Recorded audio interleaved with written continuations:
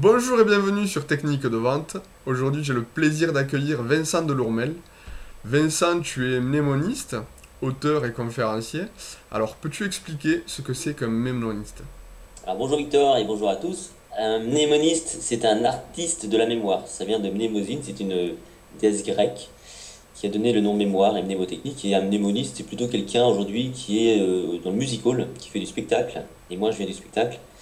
Et mon job à la base, c'était de détonner un public avec des numéros de mémoire prodigieuses. Et avec le temps, donc moi, je me suis amusé à m'intéresser non plus qu'à l'art de la mémoire, mais aussi à la science de la mémoire. Mais j'ai gardé le mot, le terme en tout cas, mnémoniste. Mnémoniste comme mnémotechnique. D'accord. Je pense que c'était important de préciser. Et donc, du coup, pour faire le lien avec le sujet qui nous intéresse, la vente, c'est vrai qu'il y a de nombreuses occasions où, en fait, on est soumis à de nombreuses informations et parfois on ne peut pas tout retenir en rendez-vous suivant le nombre d'interlocuteurs et suivant les informations.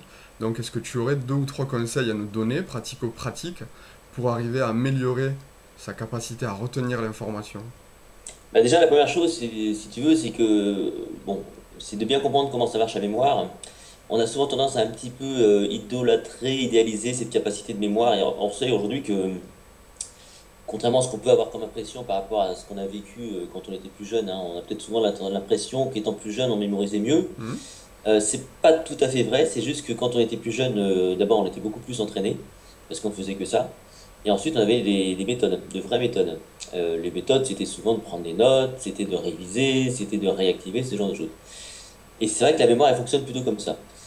Donc si tu veux, au départ, là, le premier vrai conseil que je donne aux gens, c'est déjà de pas rester en mode automatique, pardon, c'est déjà de mettre en place une stratégie basée sur l'intention. C'est d'être dans la prospective, dans l'anticipation, et de se dire que lorsqu'on veut retenir quelque chose, il faut déjà déclencher l'envie de mémoriser, parce que ça va pas retenir tout seul. Et d'ailleurs, quand on fait les tests avec des gens, moi j'en fais souvent comme ça, tu leur mets en face une image, par exemple, et tu leur dis rien, une image pendant 30 secondes, tu leur dis rien, tu leur poses ensuite quelques questions sur l'image, ils vont répondre souvent à côté de la plaque.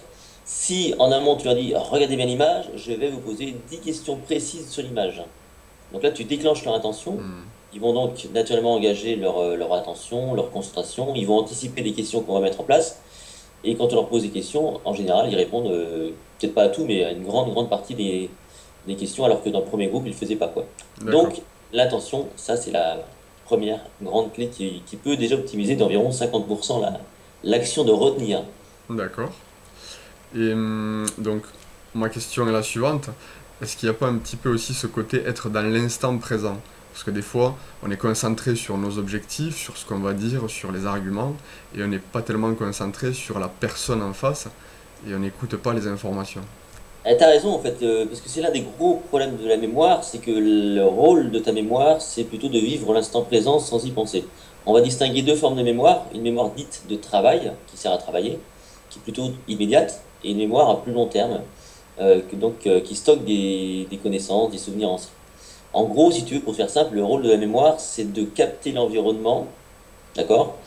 De comparer ce que tu perçois avec ce que tu connais par cœur, en tout cas ce que tu as stocké dans ta mémoire à long terme, et d'interagir directement. Ce qui veut dire que dès lors que tu divises ton attention, soit parce que tu penses à ton argumentaire au lieu de te concentrer sur l'autre personne, dès lors que tu divises cette attention, eh ben, tu deviens forcément moins efficace. Donc, une des solutions, évidemment, c'est que cet argumentaire, il faut peut-être déjà bien le posséder avant de vouloir faire autre chose, quoi. D'accord. Donc, tu vois, c'est compliqué de diviser c'est compliqué de faire deux choses à la fois pour la mémoire de travail parce qu'elle est naturellement limitée. Oui, donc d'où l'intérêt d'être bien préparé avant un rendez-vous. Ça, d'une part, et puis d'avoir en place des stratégies qui fonctionnent. Parce que ces stratégies, c'est pareil.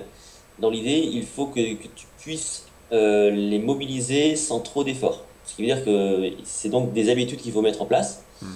Bêtement, hein, cette habitude de l'intention, par exemple, moi, quand j'ai des cocktails, ce genre de choses, ça m'est arrivé de retenir jusqu'à 100 prénoms dans la soirée.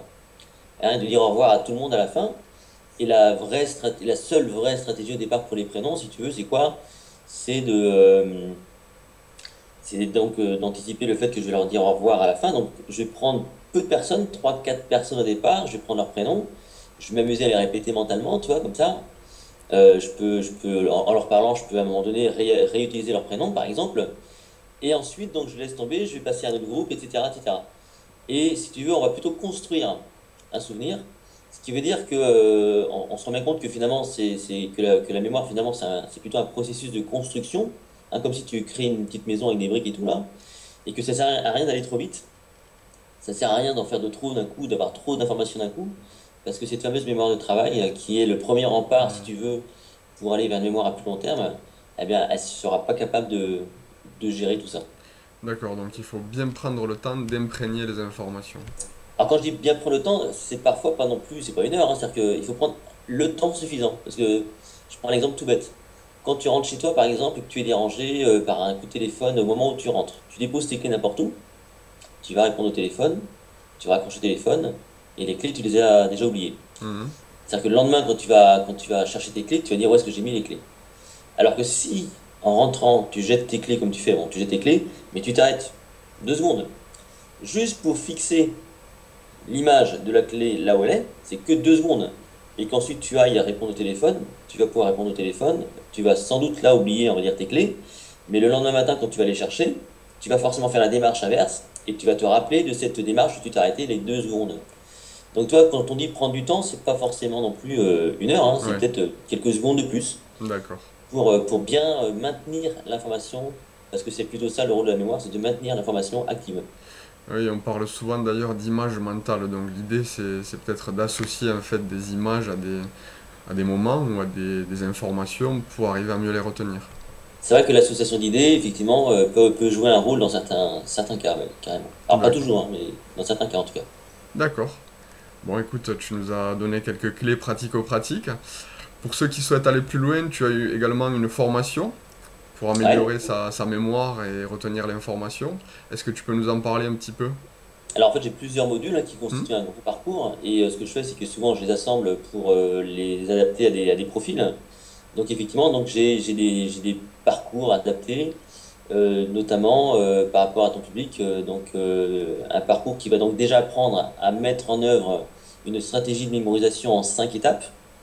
Donc, qui va justement de cette première partie qui consiste à mettre de l'intention jusqu'à différentes étapes qu'on va expérimenter sous forme de vidéo.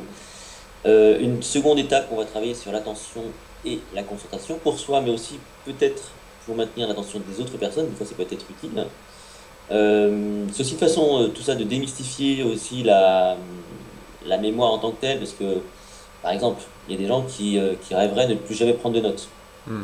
Bon, la vérité, c'est que parfois, il faut savoir prendre des notes. Il faut savoir retenir quand on n'a pas de quoi prendre des notes. Par contre, il faut savoir prendre des notes quand on peut le faire et quand ça peut être utile. Donc, c'est toujours pareil.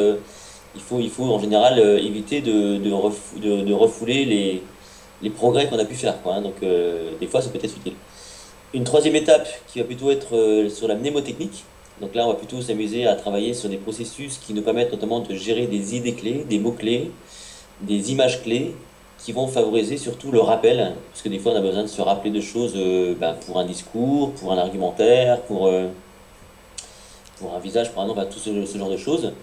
Et en ce qui te concerne, j'ai aussi rajouté donc une vidéo sur la gestion des noms, des visages Hmm. et des prénoms, avec tout un petit logiciel aussi, un logiciel pour s'entraîner avec une banque de données de visages, noms, prénoms, et au cours de laquelle, avec ce logiciel, il faudra juste mettre en pratique la petite méthode et donc s'entraîner, sachant qu'après, c'est dans la vie de tous les jours qu'on pratique, quoi. Voilà. Effectivement, la théorie c'est bien, la pratique c'est mieux.